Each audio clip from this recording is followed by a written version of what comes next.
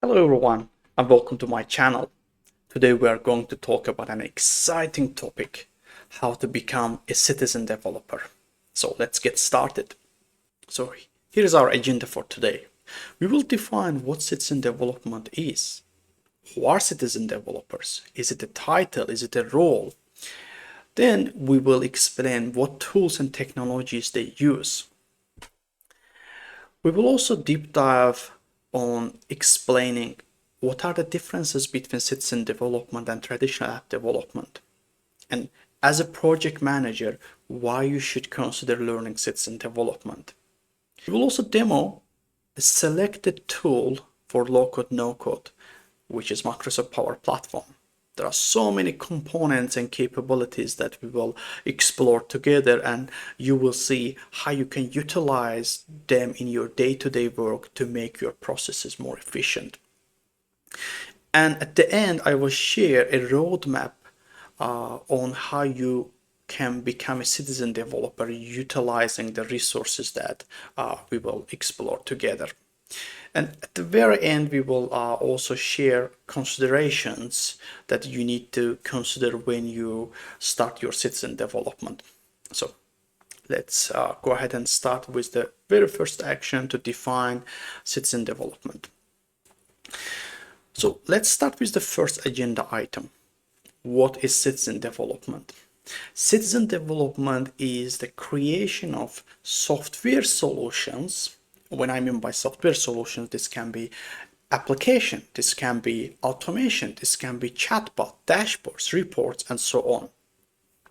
But business users who are not trained in IT discipline, so basically you don't have a formal coding background, and the tools that you specifically use called LoCode, NoCode tools, we will explore soon. So who are citizen developers? A citizen developer is an employee who creates application capabilities for consumption by themselves or others using tools that are not actively forbidden by IT or business units. This is how Gartner defines citizen developer. So it's not a title, it's not a role. So let's say you are a project manager, you have existing role, you have existing skills, and on top of that, you learn citizen development to become a citizen developer so that you can automate your manual processes, you can make your processes more efficient, and so on. Again, citizen developer is not a title, is not a role. Instead, it is a new upskilling opportunity for yourself to be a more tech-savvy person or business user. So let's look at the market. Why citizen developers are important of any digital projects right now. So if you look at the market, in Gartner and Microsoft sharing a lot of market insights, and the first one you can say 80% of tech products and services will be built by non-tech professionals. These are citizen developers. The term is non-technical professionals here means this will be built by citizen developers. And the 44% of automated processes already built by business teams. Again, these are also citizen developers. According to International Data Center, 750 million apps will be created by 2025. 750 million applications. We don't have enough software developers to build this amount of software solutions. So that means that IT and business will collaborate together to build these solutions. And great insight from Microsoft, 450 million apps will be built by citizen developers in next 5 years. So you can see we have 750 million and 450 million of them already being built by citizen developers. So that means that first of all, this is an opportunity to improve your processes, but on the other hand, this can help you to get better job opportunities because you are now a tech-savvy project manager. So let's see what tools and technologies citizen developers use. These tools are called LoCode, NoCode, or short LCNC. It's basically visual development environment that enables citizen developers and app makers to create software solutions through graphical user interface instead of writing lines of traditional code. So visual indicators are the key components of low-code, no-code tools. That way, Microsoft, for example, calls what you see is what you get. So whatever you are adding or creating at the back end, that's going to be the exactly same when you publish your application. That's why visual indicators make it so easy for citizen developers to create these solutions. And let's also look at what are the differences between low code versus no code. So if you look at the categories here, with no code, no coding required. This is basically configuration, or you can use pre-built templates. For example, if you use SharePoint, you can see that when you create a list, it gives you an option to create something from scratch or use pre-built templates, for example, issue tracker. But with low code, yes, coding required. So for example, Power Apps, yes, you can use some no-code components, but at the same time, if you want to build something useful, then you need to use coding. But don't worry about the coding part here because it's not like a traditional coding. It's way easier, Excel-like coding. Customization. With no-code platforms or tools, customization is hard because it's mainly pre-built templates. But with low-code, you can create pixel-perfect applications. Targeted users. For no-code, mainly citizen developers are the target, but with low-code, it's targeted towards to pro-code developers, low-code developers, as well as citizen developers. So maybe when you start your citizen development journey, you start with no code, and along the way, then you start learning low code, and then you are becoming low code, no code expert here.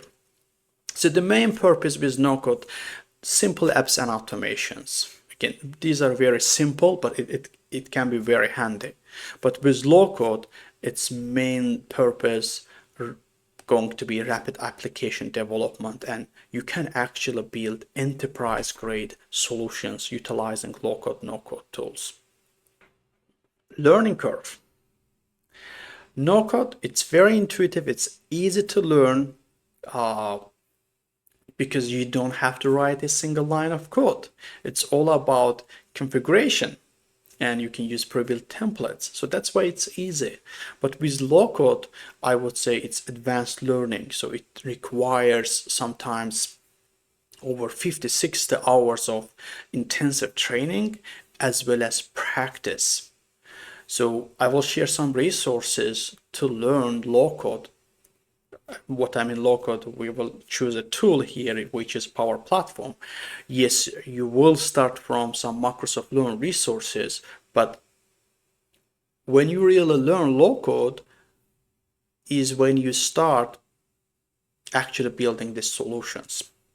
And I will also share some great resources from YouTube that you can see how different use cases built using Power Platform. So this will give you some ideas that, okay, this is how I can write code, this is how can I use different components. So we will get there. Don't worry about that right now. So if you think that, okay, low code, no code is great, that means that this is the future application development. Yes, but citizen development and low code, no code will not replace traditional software development. Low-code, no-code platforms have their limitations, mainly around building these solutions for internal usage. We still need traditional software development, developers, testers, and so on. Here are citizen developers just using low-code, no-code to help IT, to take some backlog items from them so that they can focus on more strategic initiatives. So again, if you come across saying that low-code, no-code will replace software development, that's not true. It will certainly enhance software development, but it will never replace traditional software development. So let's talk about the benefits of low-code, no-code development. So drag and drop functionality. So you will see soon that how we use Power Apps to build applications, actually assembled applications. We have all those components. We just need to drag and drop, like as if you are building PowerPoint presentation. Excel-like code. So in Power Platform, programming language called PowerFX, which is Power Apps programming language. It's very Excel-like. It's different than traditional coding. Accelerated development. As a citizen developer, now you are going to use these tools to digitize your manual processes, and these tools make it more efficient and intuitive for you because we don't write lines of traditional coding. Enhanced governance. In your environment, your IT admin can see what applications you are building, what data sources you are using, and so on. And it's less costly because, for example, Power Apps and Power Automate, it's included in Microsoft 365.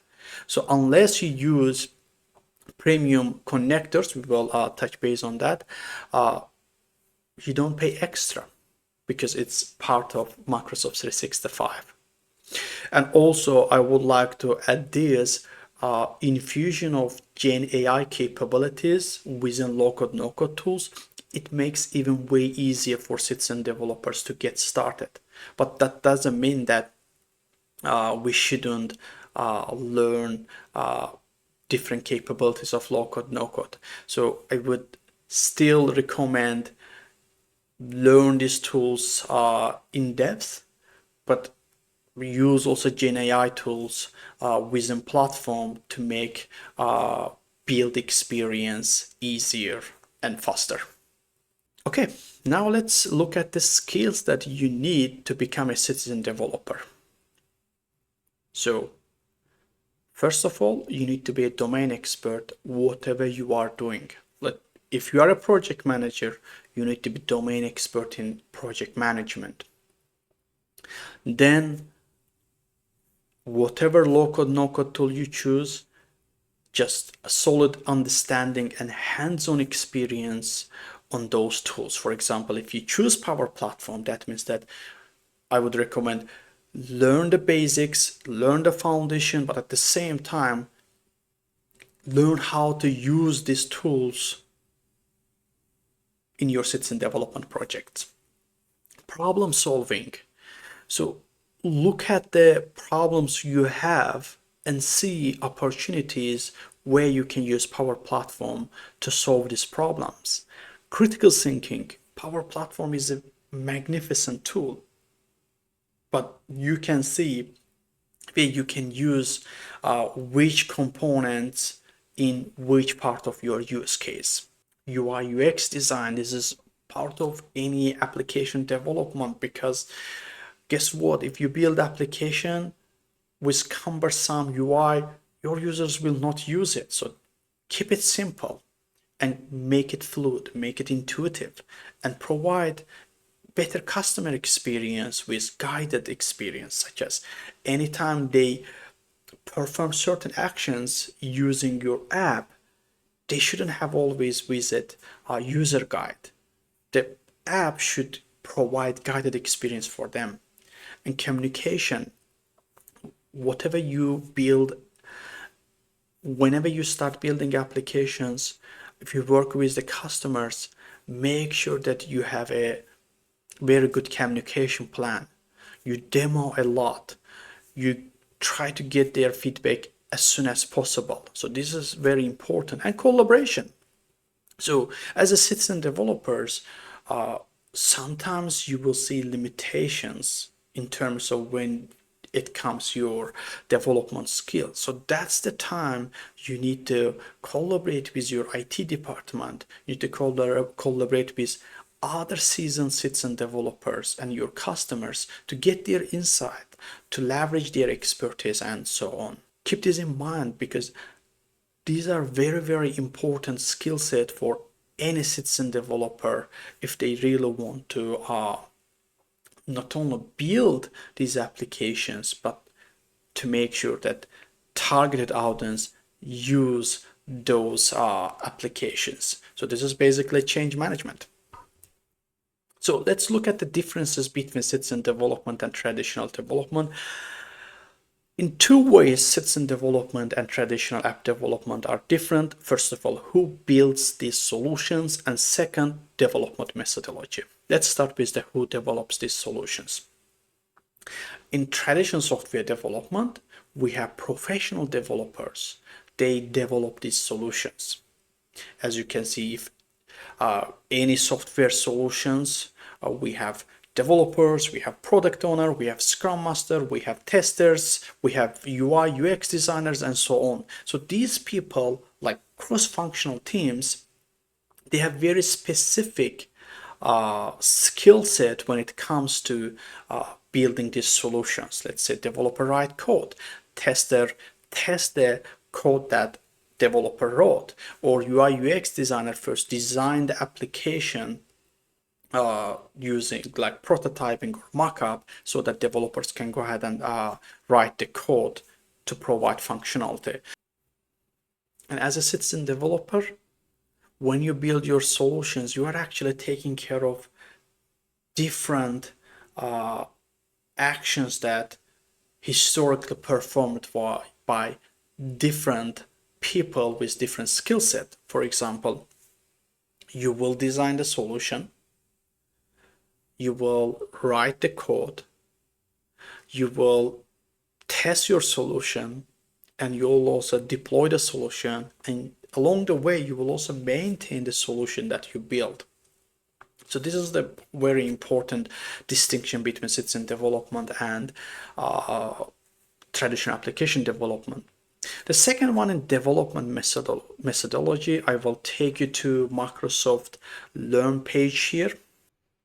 So as a project manager, you have delivered hundreds of projects, whether it's waterfall development, whether it's agile development.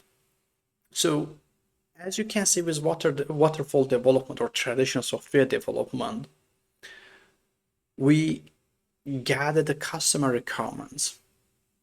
We design the entire solution. Then we develop the entire solution. Then we also test the entire solution and the release. So these are very sequential phases. So what's the problem? The problem at the end of the process, you can deliver a solution to customer that it might not work. Or maybe it may work, but the market changed, so the solution that you build, it's not feasible anymore. So that's why you can see more and more companies, they're switching to agile software development. Regarding the agile software development, we know that we take the project, we break them into manageable chunks, and then we start utilizing incremental and iterative development. It's great, but the problem, it still takes a long time and it's very expensive process because you need cross-functional team, includes developers, testers, product owners, scrum master, project manager, and if you add up these codes, you can see it gets very expensive. And with even agile development, you still need to write traditional coding, so that takes time. It can apply for traditional software development, it's great, But low-code, no-code, or citizen development provide a different way of software delivery method. PMI call this hyper agile software development. But if you look at here, with low-code, as a citizen developer, you work with your customer, you gather their requirements, you utilize, as I said earlier, what you see is what you get. Visual software development environment to easily build a solution and then demo to your customer and to get feedback easily. It's really easy to build MVP utilizing low-code, no-code tools. And along the way, you can add more increments, you can add new functionalities. Every time how Agile refers to working software. So this is the working software. Anytime you add a new increment, that actually enhance your solution. But as I said earlier, with low-code, no-code, you sometimes don't even need to write the code. Or even you write the code, it's like low-code, it's Excel-like formula, so it's very fast. So instead of creating a software that takes months, years, now that you can build a software that takes days, weeks, and your customers can utilize it right away. And then they can provide feedback, and then you can see, okay, for next sprint, I have these backlog items that I can add, and then do demo again and then deploy. So it's a really great functionality that low-code, no-code tools provide, and you can see here. Now that we have high-level information about citizen development, low-code, no-code, what we can do with these projects, and also I provided the market insights. Let's see, as a project manager, why we should consider learning citizen development.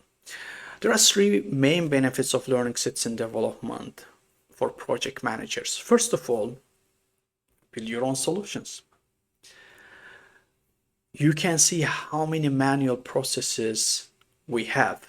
So we can utilize these tools to make it more intuitive, to digitize it, to bring it to cloud so that we can collaborate easily.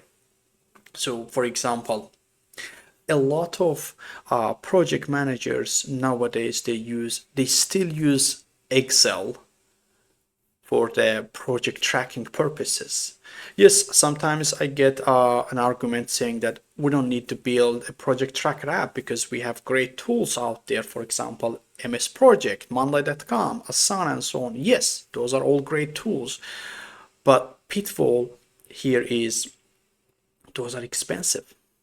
Not all the team members get access to those tools. So again, like those are very great tools, but if your organizations have budget constraints, it's unlikely that they will give you or your team full access. So as a project manager, you probably have MS Project Desktop where you create your project, and then you have Excel tracker you share with your team. But as you can see what I mean, like you can now use Power Apps to create very great application for your project tracker and share with your team, then add automation capabilities and so on. The second benefit is leading citizen development and low-code, no-code projects. 70% of organizations, enterprises, will use low-code, no-code application development tools by 2025. That means that they need people, project managers, to run these projects. So you can be one of them. Learning these basically makes you credible to deliver these projects because, as I said, these are different from traditional software development and even from agile software development. I know that agile is broad terminology inside. We have sprint, we have Scrum, Kanban, and so on. But this is even little different because this is very fast. You don't have to wait weeks, months. You can build solutions way easily. So typical low-code, no-code, and citizen development projects includes low-code developers, solution architects, UI, UX designer, Scrum Master maybe, and so on. So you can lead these projects. The third is remain competitive. As you can see, the demand in the market for tech-savvy project managers are increasing.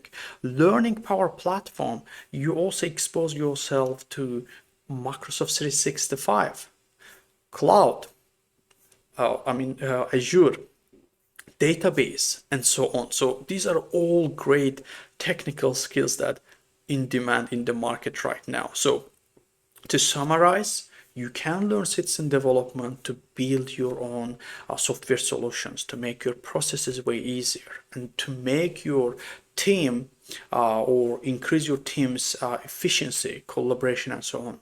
Second, you can lead the citizen development and local no-code projects. And the third, remain competitive by learning these technical skills.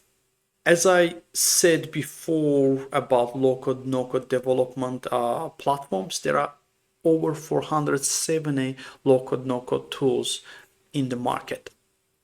My favorite is Microsoft Power Platform. You can choose whatever tool is in your disposal. So you can check with your IT department to see what tools they use, but my favorite one is Microsoft Power Platform.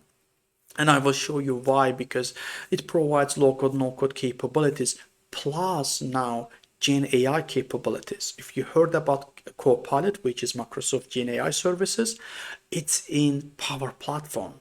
So you can use Copilot in different components here. For example, in Power Apps, you can create applications using natural language. In Power BI, you can create dashboards using natural language and so on. So let's first provide overview of each of these components, and then we will do demo. Okay, let's start with Power BI. Power BI is a business intelligence tool. So you can, if let's say you have a data, you can bring that to Power BI and then create beautiful charts, dashboards based on that data. You can gain insights, you can share with your stakeholders and so on.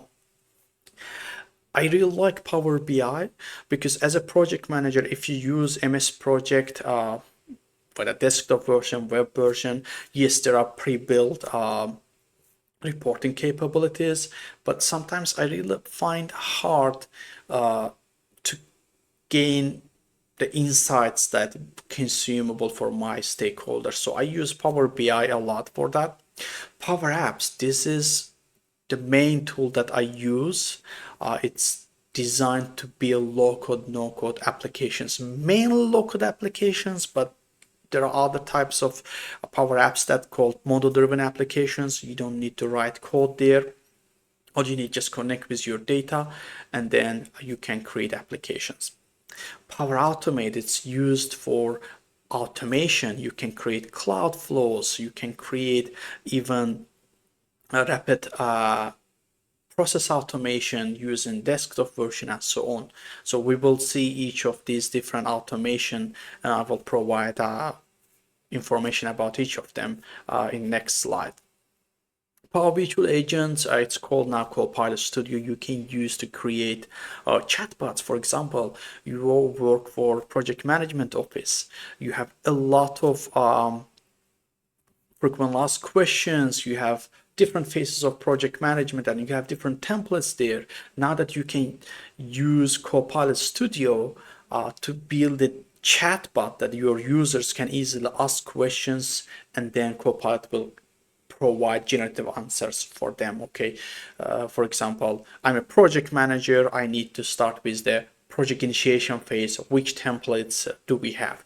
Then Copilot Studio can provide those users with the templates that designed for project initiation phase, for example, stakeholder register or project charter and so on. We have also Power Page. Power Page is enterprise grade solution and designed to build external facing applications, websites. So Power Apps is mainly designed to build internal applications.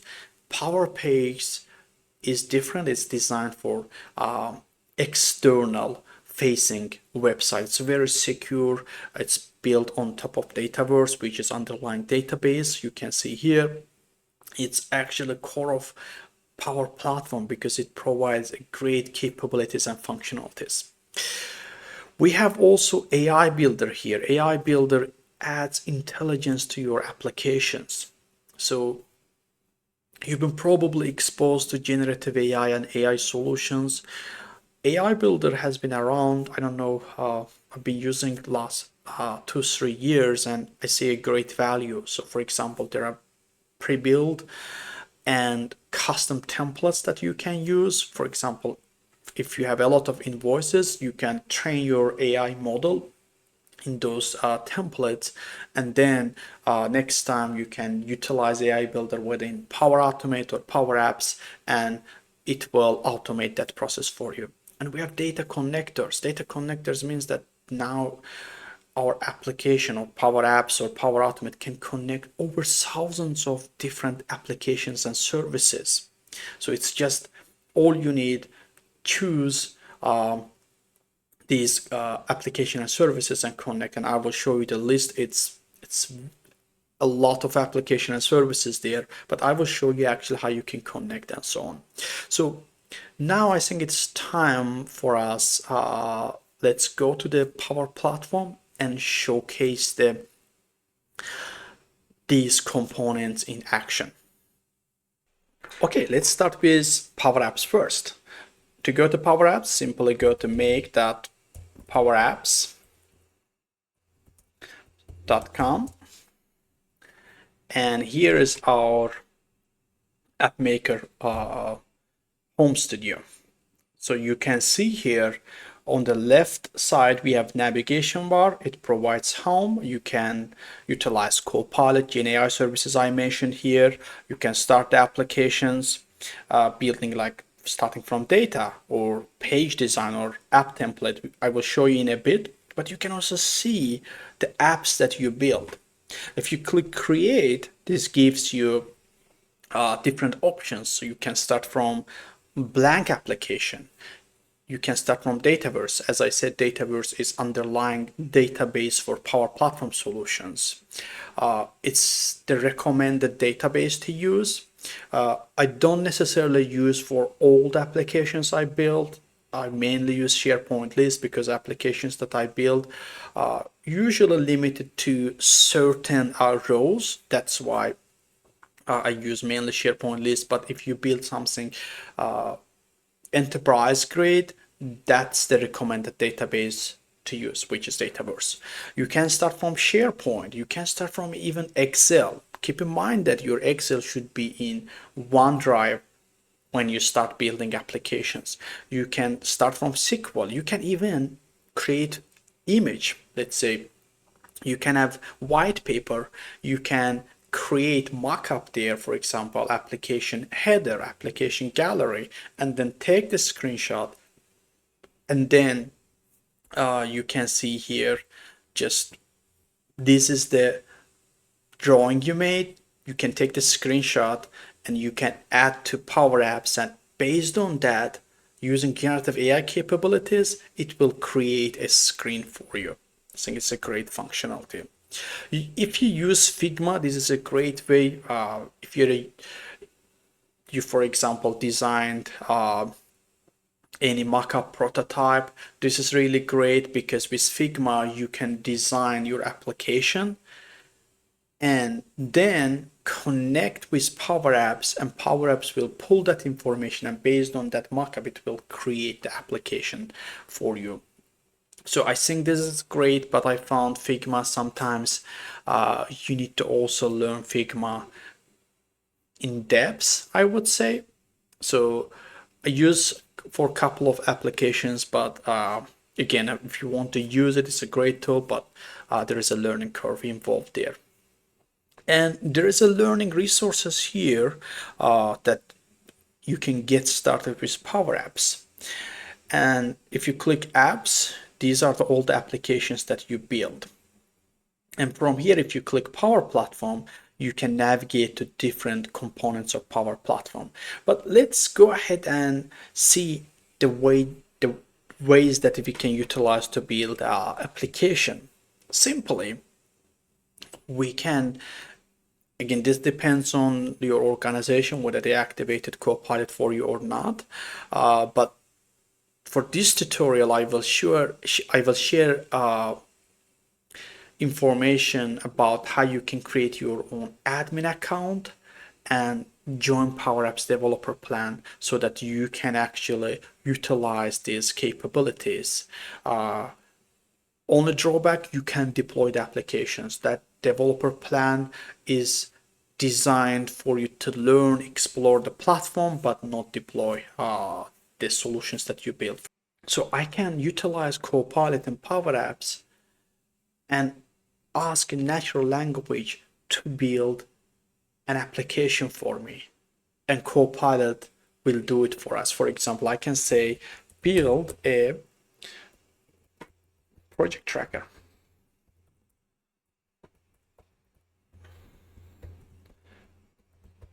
Tasks. And when I hit send, first of all, it creates a data schema for us. So basically, this is going to be the underlying database for our tasks. As you can see, it created task ID, task name, assigned to due date, status, and so on. And you can still interact with Copilot to ask to add another column, add rows, add whatever you want, or remove some columns and so on. And it's very smart enough. If you look at here, it chooses the right data type. If you look at the status column, you can see this is a choice column. It picked for you, so you don't have to worry about that. And now let's say I'm happy with the data schema. If I click Create App, Copilot goes ahead and is currently creating one screen, fully responsive app for us. Here we are. Now we have one screen application. If we play, so you can see these are the team members, task start date or due date, and let's say design, development, and testing. If you click any task, these are the basically gallery, and the right side you can see the form. It provides more details. You can click new, add a new task, you can edit, or you can delete, and so on. So this is a really great way to start your citizen development journey. And as you can see, this is fully responsive. If I choose any different screen size, these adjust, the app adjusts its size to the selected device and so on. So let's come back. And here you can even interact with Copilot again to further customize your application. Again, generative AI tools, Copilot is great here, but I would recommend learning Power Apps in depth and then start utilizing Copilot. For example, I can say add a new screen and call it welcome.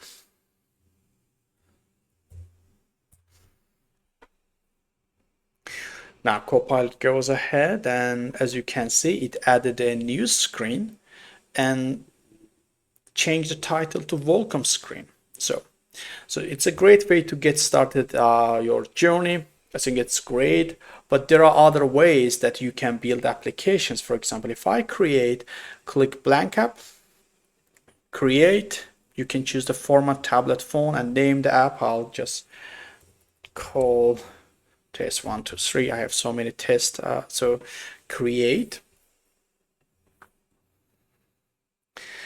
As I said earlier, Power Apps provide visual indicators and drag and drop options. For example, if I want to insert anything here, I can, for example, go ahead and select vertical gallery, and choose my data source. My data source is going to be, let's say, SharePoint. And then on the right side, I can choose which page and let's say which SharePoint list, and I can connect. I don't have more information there, you can see, but this is the way that you can visualize information. If you click, you can see. Ideally, you should have more rows here, but I think you get the idea. So earlier I mentioned about connectors. Power Apps can connect over thousands of connectors. To connect within a data source, come here, click data, and here add the data. Data can come from SQL. Data can come from Azure database, MySQL, and you can see these are all available data sources. By the way, this diamond sign, it shows premium. It's a premium connector. That means that if you want to use this, so you will need to pay additional licensing fee to use that. But not all the connectors are premium. And you can see list of all connectors here. It's a lot. If you expand, so let's say you can test it. Let's say we need Azure Blob Storage. You can come here. Let's click Azure. So as you can see, it's here. It's a premium capability, but as I said, you can connect to over thousands of different applications and serve different services, whether it's Microsoft or not Microsoft. So whatever is your data, you can bring that data to Power Apps, which is fantastic. Additionally, if you have data, you can start from Excel. You connect your Excel data, and then based on the Excel data, Power Apps create actually 3-screen application. It's great. And there are different ways of page designs here. You can start with data, start with page design. For example, you can see gallery connected to a table, blank page with navigation. So if we click here, so this is actually a model-driven app. So this way, you don't need to actually create like the first screen template because it's already there. You can just connect with your data and utilize it right away. Let's come back. So as I said earlier, I use Power Apps a lot. This is the main tool that I use, and it's very intuitive. But there are other components here. Let's now go to Power Automate. Power Automate is designed for automation, and there are multiple ways that you can start utilizing Microsoft Power Automate. Same as Power Apps, we have Copilot capability here. For example, you have different examples here. You can go ahead and start or use natural language to ask Copilot to create automation for you. I'll select just this example. It says, when a new item is created in SharePoint, send me an email. You can see, I just clicked. Okay, here, as you can see, it suggests a flow for us, and it has two main components. The first one is trigger. That means that the flow starts when this happens. For example, here in this case, when an item is created. So whenever your team member or you create a new item in your SharePoint list, this will trigger and perform this action, send an email. So again, I think this is a great way if you have a SharePoint list, if you track some information anytime your team member added new rows, so you can get the update. So if I click next, it asks the permission. So in this case, it needs to connect to my SharePoint and then Office 365 Outlook, and then you can create flow. Okay, here is the flow designer. You can see you can also use the Copilot here. We just need to provide more details. Okay, it asks which site do you want. I can choose this one, and you can choose the list name. we don't have, look like we don't have. Okay, I think this is the right page. Now, as you can see, I have many templates here. I can choose employee data and close this and send an email. An email, I'll just choose the enter custom value. Let's say I can add my own email, add a subject, and add a body. So anytime team member adds a new row or new item, so that this will trigger an email to me saying that this item just added to SharePoint list with the tip link there. Okay, and another way to build Power Automate flows, I think there are multiple ways. As I said, the first one is utilizing generative AI capabilities, but for this you need to have access to Copilot within Power Platform. The other ones, I usually start with templates. There are hundreds of templates here. So you can, let's say, save Gmail attachments to Dropbox folder. For example, if you use Gmail and sometimes you have attachments there, instead of manually downloading and saving to Dropbox folder, now you can utilize this template in Power Automate and it will do it for you. But again, depends on your use case scenario. There are pre-built templates here that all you need, plug and play. That's it. Alternatively, you can create your own flows, and here if you click create tab on the left navigation bar, you can see there are multiple ways that you can build automations. The first one is automated cloud flow, and it says triggered by a designated event. So you define a trigger in your flow, and anytime that criteria meets, it will trigger an email or do something, and that's the action part. Instant cloud flow, triggered manually as needed. So whatever, let's say you build a flow, whenever you click a button, it will perform the automation for you. Or you have scheduled cloud flow. You choose when and how often it runs. For example, you have a project tracker, and every week you want to send a reminder to the team, right? So now you can create scheduled flow, let's say every Monday or every Friday, sends email to your team, including project tracker, asking them, please visit project tracker and update your task status. And this one described it to design it. This is basically generative AI showed to you. You can use natural language in Copilot and it will create flow for you. We have also desktop flow. Again, I don't want to go deeper there. It's mainly designed for RPA developers. So I would say these four categories here. I think this is the great way to get started with Power Automate. Okay, you can see my flows here, learning resources to get started with Power Automate, but don't worry.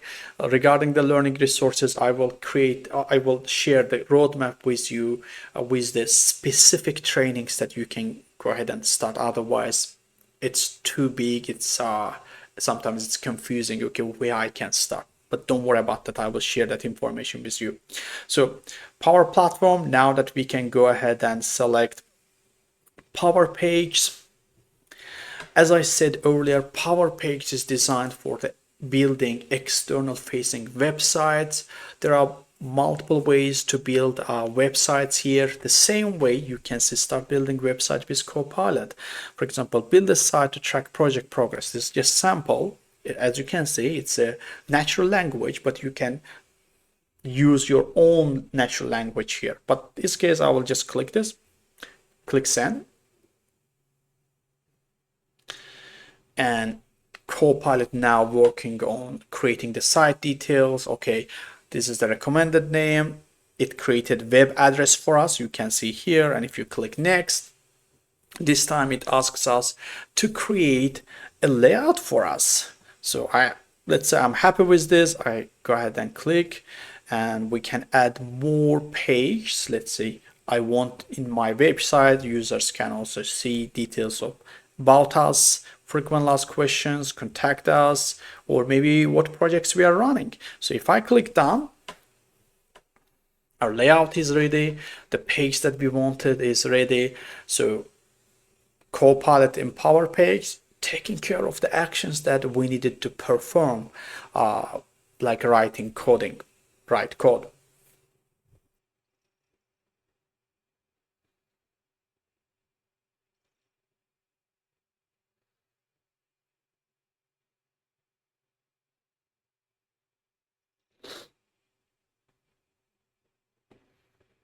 Okay, as you can see now, this is the designer we have. We can go ahead and customize it. You can see we have button here.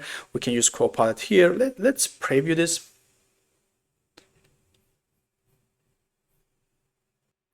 We can preview in desktop or mobile. You can see it, or email me preview link open. I will just click the desktop. So it asks to sign in for the permission.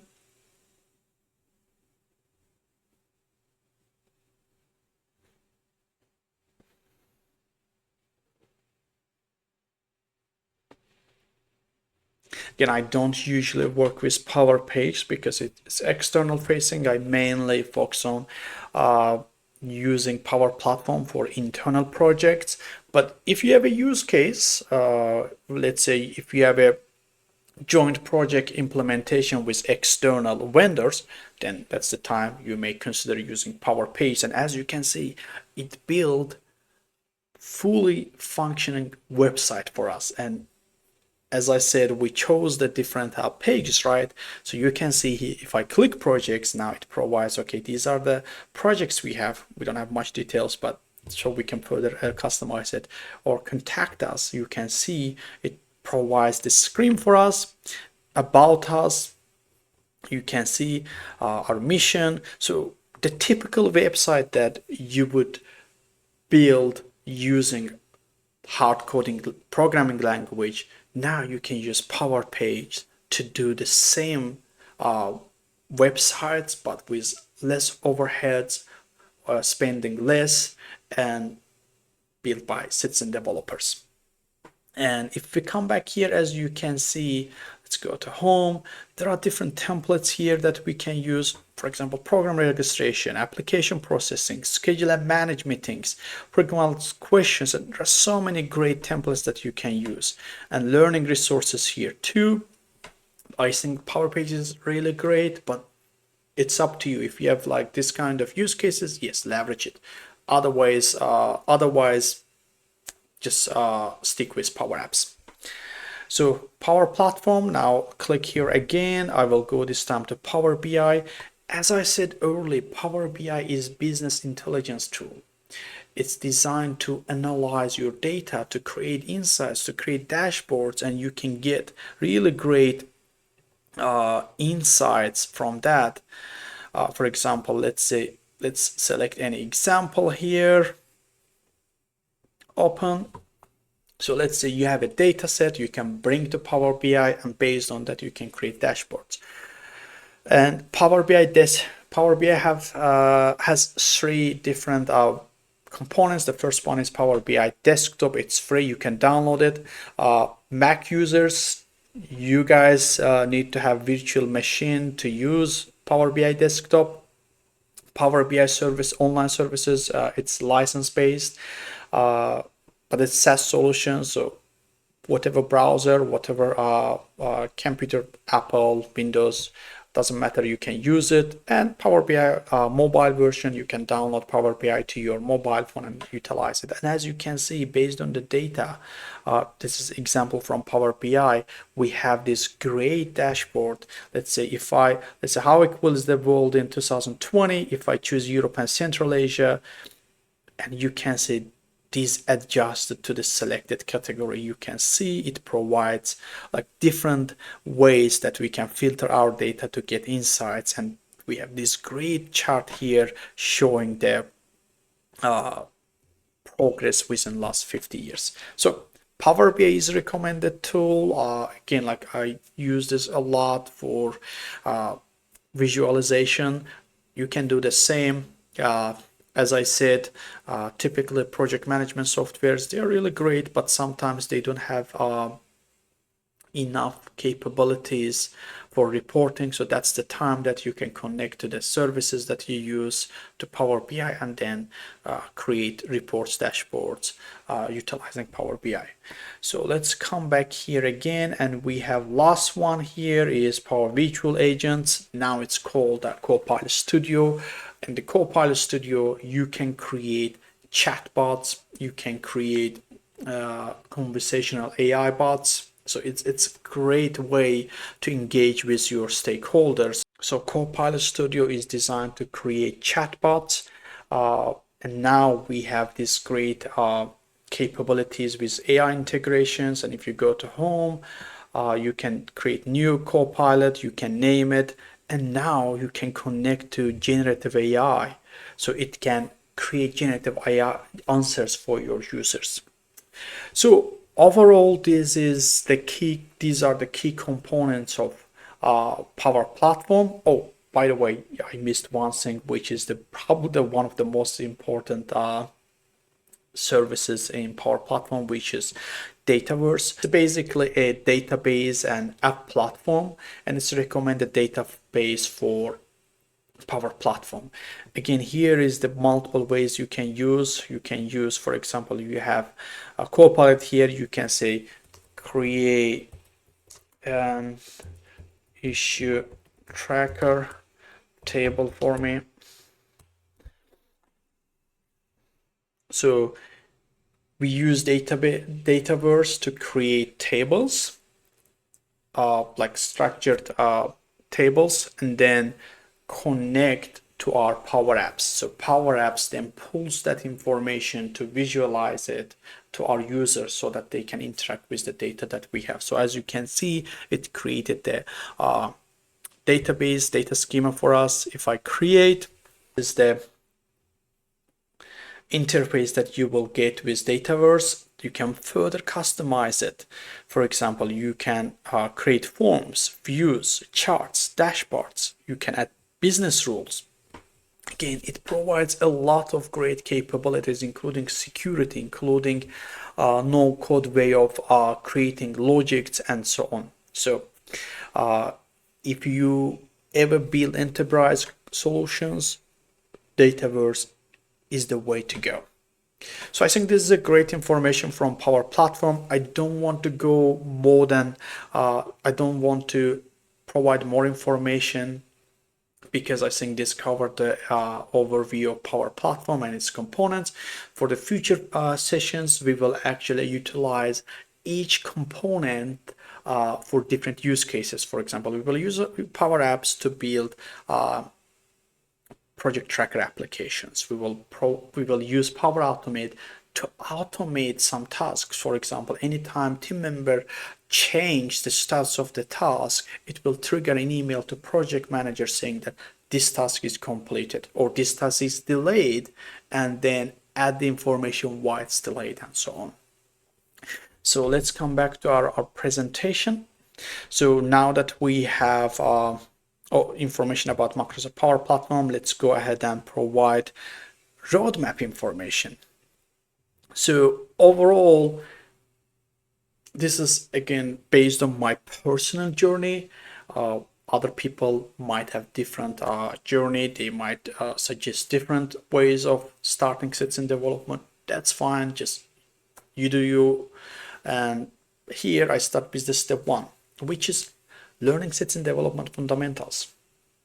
That starts with first doing a little bit research on what LoCode, NoCode tools do you want to use.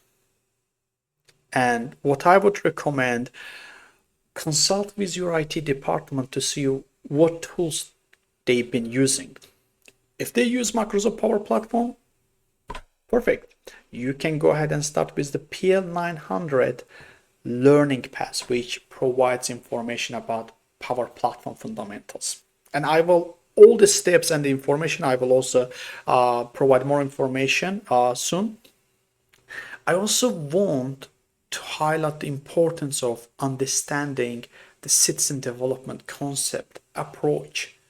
So that's why I really like PMI Citizen Developer frameworks, and there is a book here called PMI Citizen Developer, a handbook for creators. If you're a PMI member, it's free for you. You can go ahead and download. It's a fantastic book. So it's designed for citizen developer practitioners as well as citizen developer business architects. So go ahead, read that book. Great insights. It will clear so many questions on your head. Also, learn about your organization's citizen development policy. What's the security? What's the data loss policies they have? So you need to work with them to understand those policies in order to move forward. And also find a mentor who is experienced in citizen development. For example, organizations that I worked for so far, they usually have center of excellence or community of practices for citizen development or any new ways of working. So you can collaborate with those people and see how they've been utilizing citizen development in their day-to-day work. So I think it's a great way to start. Step 2, now you are diving deeper. So here you will start with Power Apps Developer Plan. So I will show you the information in a second. Microsoft provides you with free sandbox environment with the premium capabilities. It's one of the best ways to learn Power Apps or any other Power Platform component. Again, there are great information on Microsoft Learn how to utilize, different components of Power Platform, but the best way to learn these tools actually to practice it in action.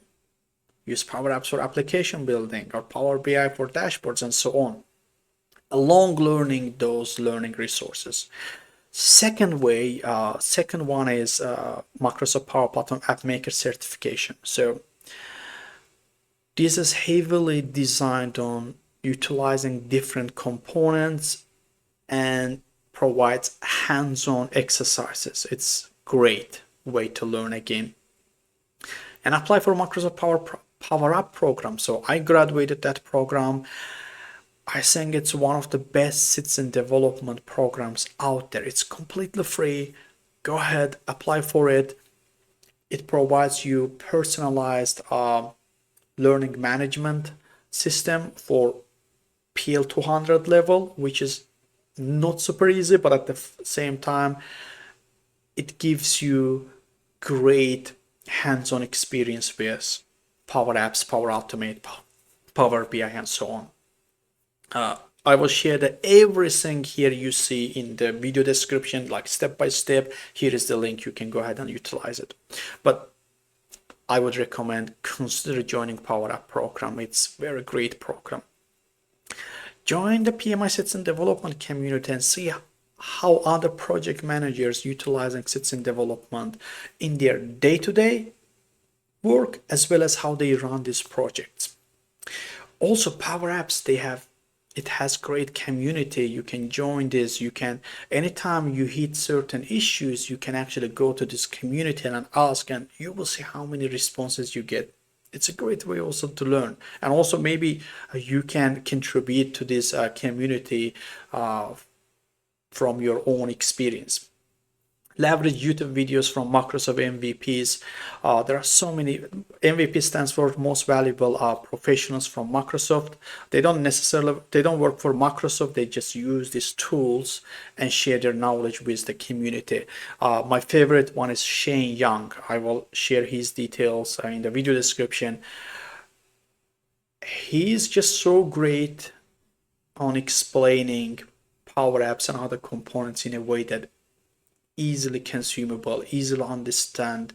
So just leverage those videos a lot and leverage LinkedIn Learning. So there is a lot of resources there that you can use. I mostly prefer YouTube because those are more informal, more engaging. I usually find LinkedIn Learning resources a little bit formal. Again, depends on your personal preference. If you like formal training, LinkedIn Learning is better. If you want like engaging, casual, YouTube is the way to go. Step 3, build proof of concept apps. For example, in step 2 you learn all these great tools, but since you have Power Apps Developer Plan, you actually have now portfolio of applications. Now you take this experience to your work. Again, consult with your IT department to make sure that they know what you are doing.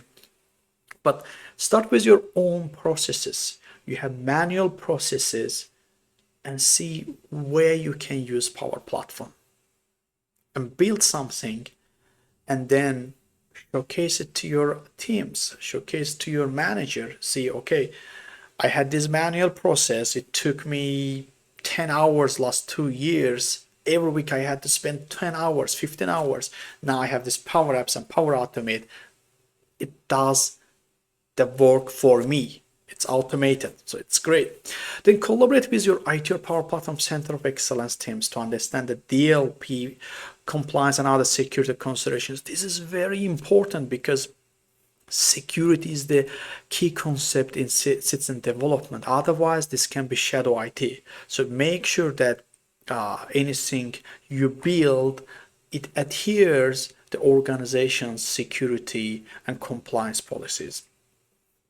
And also, pro tip, even if you don't have a citizen development center of excellence or community practices in your organization, try to set up one. Try to, like, maybe bi-weekly. I have a colleague, for example, she has bi-weekly calls and she provides what she's been doing and how she can help other people to digitize their processes. If you have one in your organization, you can join and you can share your experience. It's great. Step 4, continuous learning. I will share the resources again. These technologies are SaaS solutions. They change a lot, but in a positive way. They make it easier for you. For example, infusion of Gen AI, it makes it even way, way easier. But we need to keep update.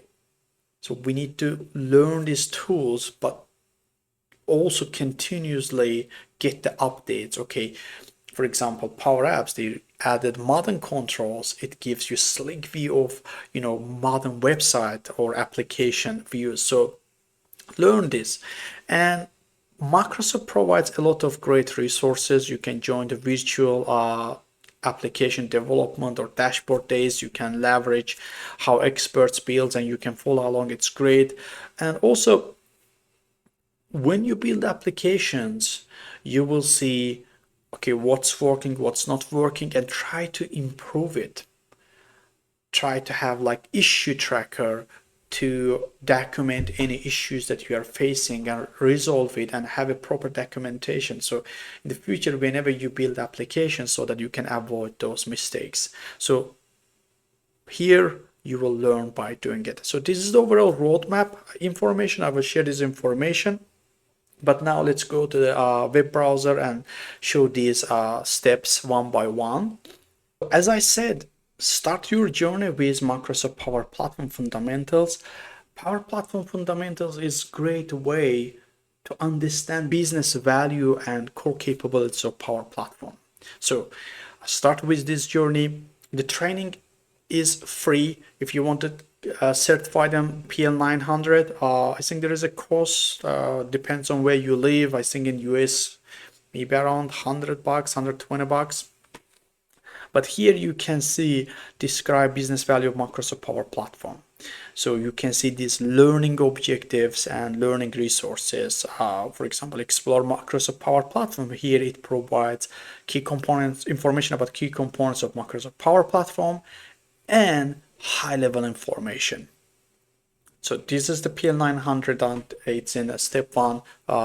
You can start with this. On the other hand, PMI Citizen Developer Handbook. So if you want, you can even complete their Citizen Developer courses. It's great, but it's not free. So if you're looking for free resources, if you're a PMI member, you can get this book free. Online version, of course, you can download the copy. So Citizen Development, this handbook will provide you with the frameworks for citizen development projects. So I highly recommend it and go ahead and download this book. In step 2, as I explained, you will need to create a developer environment. Some people, they go ahead and directly start from Power Apps developer plan. You can do that, but I would recommend creating Microsoft 365 developer program first. You can join this, it's completely free. The reason, because when you build applications, let's say you want to connect to SharePoint list, right? So your SharePoint list and Power Apps should have the same exact credentials. So that's why you need to create this first, and then I would recommend creating Power Apps developer plan. So, and here you can see this provides you free developer instant sandbox instance that it includes all the data for you, so you don't have to create sample data. And it also gives you ability to, get access to different learning opportunities and personalized recommendations. If you scroll down, you will see what's included in this developer program, and one of them, you can read this by yourself, but one of them is everything you need for Power Platform development. So again, this is a great way to start. And once you set up your admin account, like you can see here, once you have admin account, you can copy that. Now you can come to Power Apps developer plan and then join this developer plan using admin account. Again, this is great because, as you can see, it provides you with free development and testing. It's very developer friendly because connect to data sources including Azure, Dynamics 365 and custom APIs. And Dataverse included. As I mentioned, there are some capabilities that are premium. That means that it requires licensing. So developer program provides those premium capabilities free. Again, for just only learning purposes. You are not supposed to, deploy. Otherwise, Microsoft anytime terminate your developer environment. So go ahead and start with this, because once you start learning PL100 course material, it's very hands-on. That's why it will require you to have a developer account to start building applications, automations, and so on.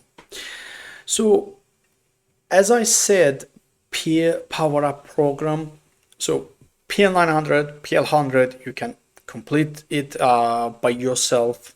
It's self-paced learning resources, but there is also a great program developed by Microsoft for career switchers and non-tech people.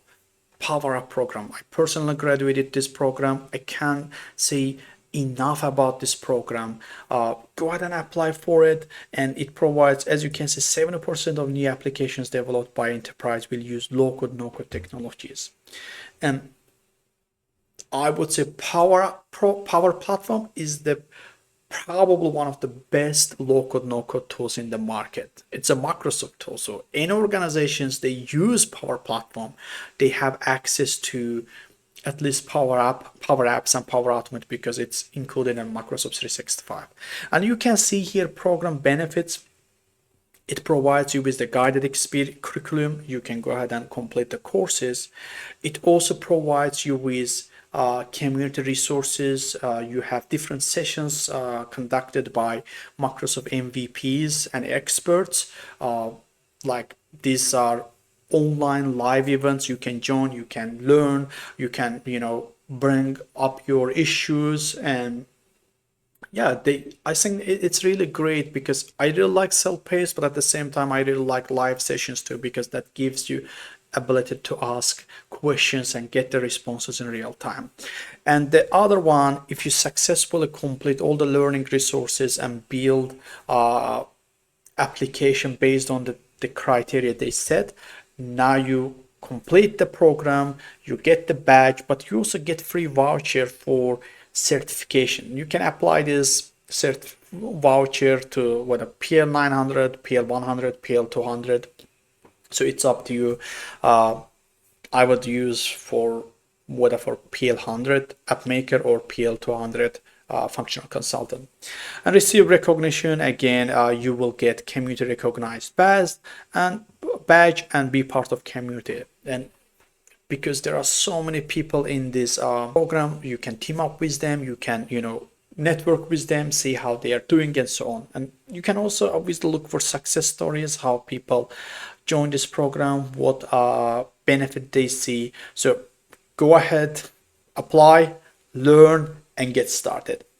You can also leverage Microsoft Power Platform documentation. I will put this in the description. And yeah, all the resources here.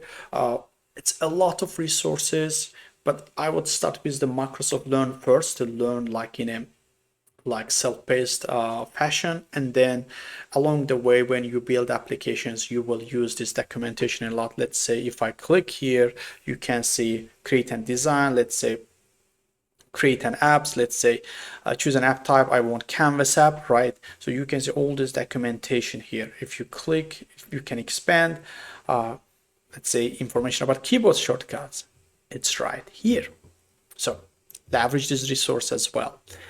Another way is Microsoft Power Platform in a day workshops. And if you scroll bottom, you will see available workshops. App in a day. App in a day, this is basically Power Apps. Dashboard in a day, this is Power BI.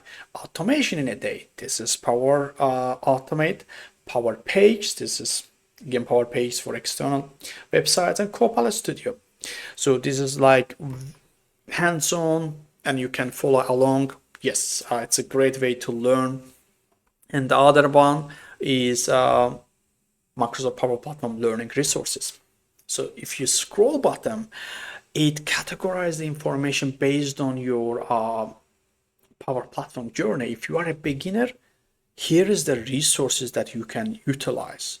No, you've been using Power Automate for some time, then you can say I have some experience. Now you get these resources and so on.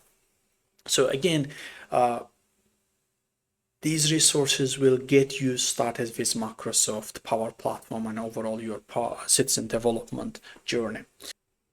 I also want to provide information about certification journey. I would say certification can play important role. If you are a career switcher, if you are looking for, even as a project manager, yes, you use internally this skill set, but now you say, hey, I'm very tech savvy. I want to go to market to find more technology project management roles. So these certifications can provide credibility. So I would start with Power Platform Fundamentals. You can get this certification.